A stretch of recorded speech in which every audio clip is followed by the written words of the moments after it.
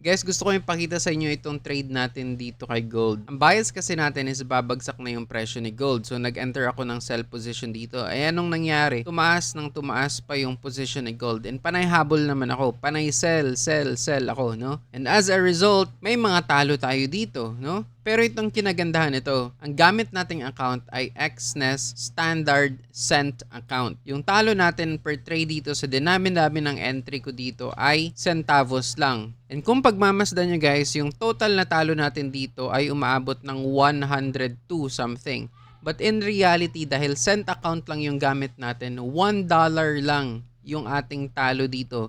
Imagine niyo yan, sa dinami-dami ng ating maling entry dito, $1 lang yung talo natin. Paano na lang kung standard account yung gamit natin? For sure, liquidated na tayo dito, no? Pero dahil cent account yung gamit natin dito, hindi natin masyado ramdam yung talo. Pero sir, ang pangit naman yan kasi cent account, maliit lang yung kikitain mo kung sakaling tama yung bias mo. Yes, totoo, maliit lang yung kikitain mo dito sa cent account kung tama yung bias mo. Pero mas pipiliin ko na lang yung maliit na kita kaysa gagamit ako ng standard account. Sa isang iglap lang, pwedeng mawala lahat ng pera ko. Alin bang mas pipiliin mo? Yung may maliit na kita gamit ang cent account or yung posibleng maliquidate ka kaagad gamit ang standard account? It's your choice.